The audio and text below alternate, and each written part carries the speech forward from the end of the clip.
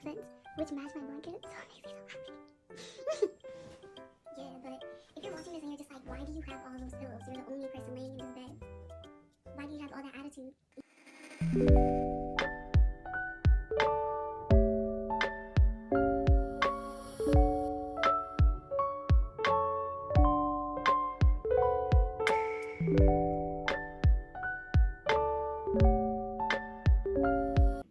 Asalamualaikum and welcome back to my channel. It's your girl Sawdatou, aka Bint Fatimah. Sorry the video is shaky, I can't stay still. I'm gonna be today doing a vlog style, I guess, about how I've been learning Korean and how I plan on recommitting to learning Korean moving forward in this month of April and the soon-to-be month of Ramadan, inshallah. And also, I have all of this wonderfulness on my wall. If you guys want to see the things that I have on my wall, why I have them there, and you guys want me to talk about it, let me know in the comment section down below, inshallah, and I'll do that like as a video one day. Now I'm gonna go ahead and show you guys my wall. So here is my Korean tracker, or Korean language learning tracker. So Iyagi is from Talk to Me in Korean, which is like a website / bookstore in Korean. They have a YouTube channel, so I'll make sure to link it in the video as well as down in the description box. But basically, they just give a lot of tools on how to learn Korean. And Iyagi just means talk. I believe it means talk in Korean. And they just have this series where it's two people that have like a natural conversation in Korean. And then they record it, and usually they have a transcript underneath of it. So it's like a website you can sign up for free, and then you can purchase classes or you can purchase different books that can be online on there. I believe Iyagi, that for beginners, is free. And the reason why I have my goal as 120 times is because of a podcast that I listened to, which I'll talk to in detail, that talks about how quantity is better than quality, because you don't know the language well enough to be like, okay, I'm gonna listen till I understand it 110%. Instead, listen to it 120 times and maybe you'll pick up on things every single time that you listen to it. And then Bong is a show that I really like. Strong Woman Do Bong. It's a show, I believe it's on Netflix. It's also on Viki. YouTube has this like version of Do Bong where it's the summary of 2 episodes in one video, and it's like 11 minutes long. They have subtitles in both Korean and in English. So at first I was trying to learn that way, but the reason why I decided against doing this, and I haven't changed the name of it, is because I'm not as interested in Do Bong as I was before. Yikes. But I am gonna be doing this with her private life, because I really love that show and I feel like it embodies a lot of what I am, a fangirl, but a low-key fangirl. And so inshallah I'll be doing that, and I'll talk in detail about how I'm doing that, and you guys will also get to study in that way with me in this video, inshallah. And then lastly is food you do not like. So this is Iyagi. It's not like it's not like I watch videos about food that I don't like. It's Iyagi, except it's intermediate. So this one's beginner, so the conversation's a lot shorter. This one is like a 7-minute conversation. This one's like a 1-minute, 2-minute conversation. So this one I've been pretty consistent with listening to. I have not been tracking it, but I listen to it at least once every morning, at least 3 times a week or 4 times a week I listen to it. And I picked up on a lot of words and have been tracking that. And now moving on to speaking. So as you can see, my speaking tracker sucks, y'all. I did one, and this is true to how often I've been speaking. In previous years, when I've learned foreign languages, speaking is always the thing that I suck at, because I get so self-conscious and I'm just like, oh my god, I'm speaking it wrong, and then I end up not doing it. So I need to get on this, inshallah. And then this is Palgan. It says Palgan Mangto, which is Little Red Riding Hood. I have the book on my iBooks on my phone as well as on my laptop, and it's an audio book, so you can read it but you can also listen to it. And I was trying to do a reading tracker, have not been doing that. Inshallah we'll get back into that. So that is it for how I've been tracking my Korean learning. Now we're gonna get into looking into my Korean books. One thing that I did not do when I started learning Korean, and I think I did not do this on purpose, is that I didn't buy textbooks. And I think that's because in the past, when I've learned foreign languages, I learned it in a very school structured way, where you learn grammar, you learn sentence structure, you learn all these rules about the language, but you never actually practice it. Like I said earlier, one thing that's always been a roadblock of mine when I'm learning languages is that I always have a fear of speaking because I'm afraid of being judged for how badly my speaking skills are. One podcast that I started listening to, and I stumbled on it by accident, I don't even know how I found it, is called SpongeMind TV or SpongeMind Podcast. They have a YouTube channel. I'm going to put their YouTube channel, I'm going to put all the links to all the stuff that I mentioned down below. The same way that I learned French is the same way I learned Arabic. It was very structured, grammar, and I personally didn't put in the effort and the time to learn how to speak those languages outside of the classroom setting. So that's why I decided, okay, I'm going to start over with a new language, and once I do it with a new language and I do it successfully, inshallah, I'm going to go back to those languages that I learned in the past and relearn them the way that a baby learns. So that's where SpongeMind came in, is that SpongeMind podcast reminded me or taught me that language learning is a journey. Language learning is a relationship that you're creating with this language. It takes time, it takes nurturing. At first, it's not going to be the best thing in the world, but over time, with hard work, it becomes better. And they also compared the way that we should learn languages to being the way that children learn languages, which babies at first, don't nobody know what a baby is saying. I know I have 3 nephews. There were ages in their lives where I had no idea what the heck it was that they were saying. I thought it was cute because they were trying to communicate with me. So the same way I should see myself when I am learning a foreign language. So I've been trying to do that with Korean. Well, first I'm going to start out with how I learned how to read the Korean alphabet. So I learned mainly from YouTube videos. I can't pinpoint exactly which YouTube videos helped me the most, but I learned mainly from YouTube videos that did not use romanization. I'm gonna link all these down below. There are a lot of different resources that I used, but one of the most helpful resources was this website called SeJong University. They have videos where they'll show you what the mouth is supposed to be shaped like, where the sound is coming from, where you practice writing and reading and all that kind of stuff. So I'll link that down below. Once I learned the alphabet, which did not take as long as I thought it would, probably like 2 weeks maximum, 3 weeks maybe. And there are some Korean alphabets that I'm not completely comfortable with.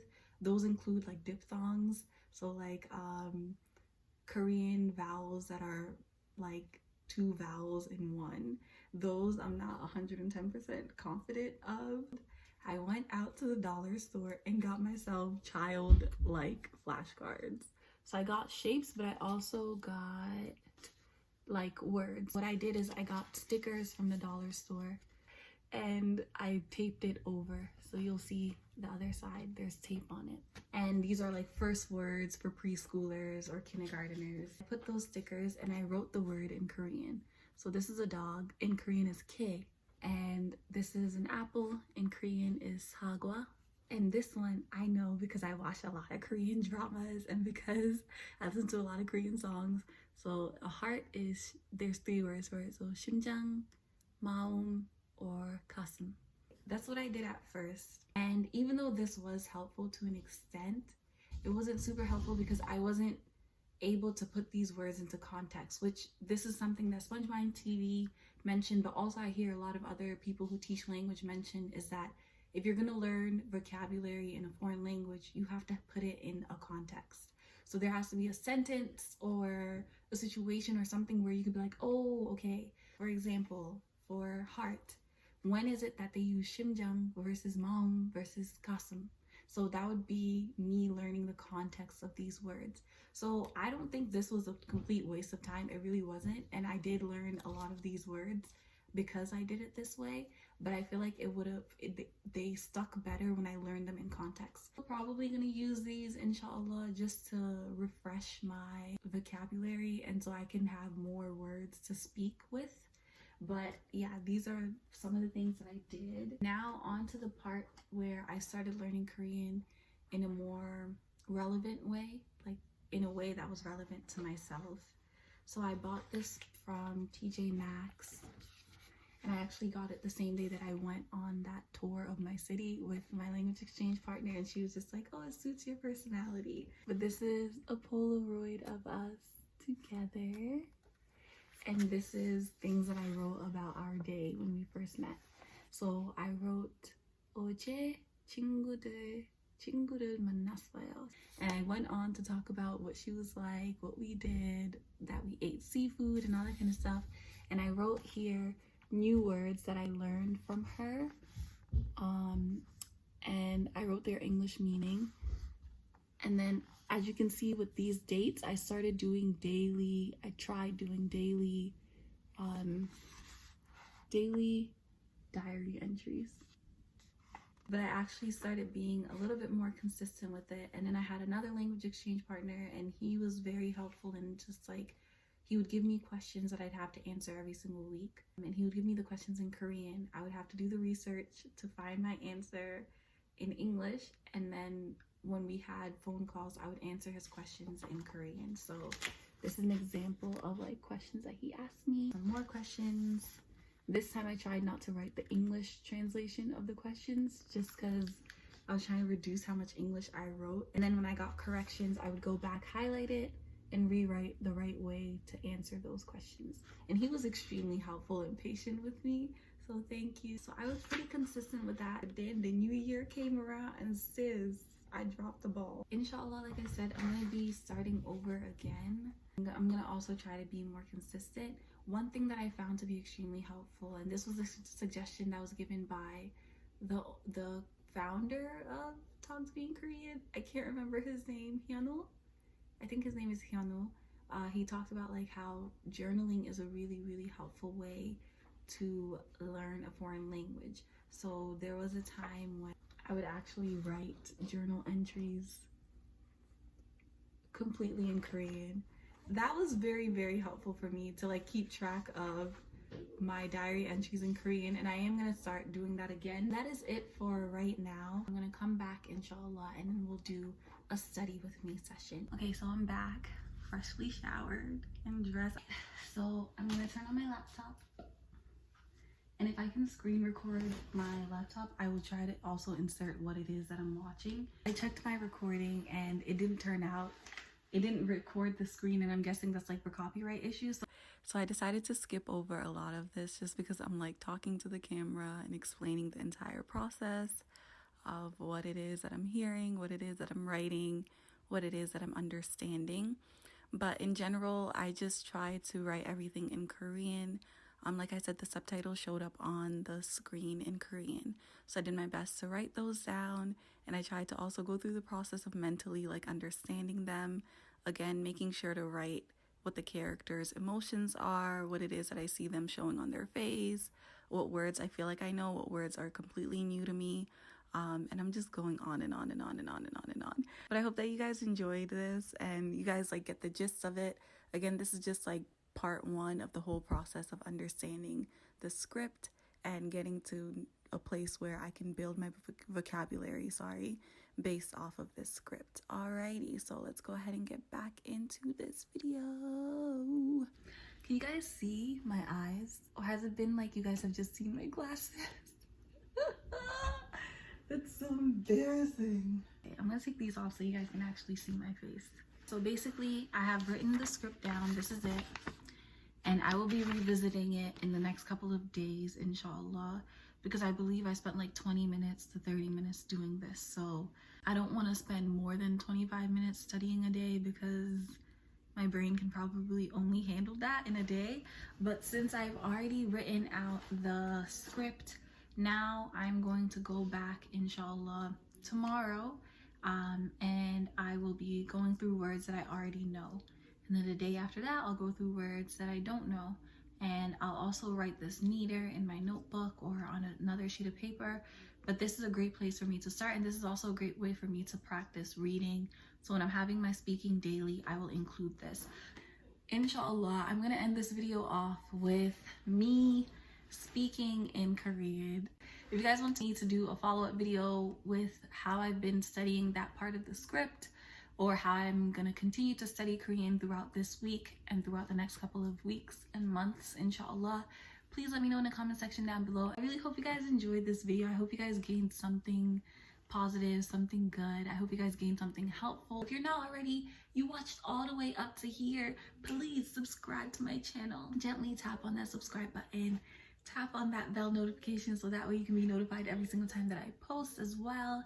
And I'll catch you guys in the next one. Like I said, I'm gonna go out speaking Korean. 안녕하세요 여러분, 제 이름은 소트예요. 저는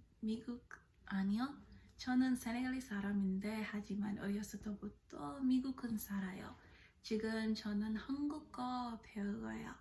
네, 하지만 아직 제 한국말은 아직 안 멋있어요.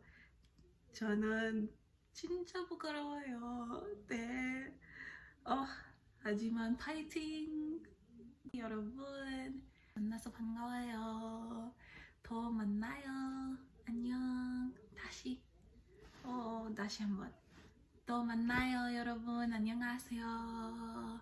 Peace and 사랑. Bye bye.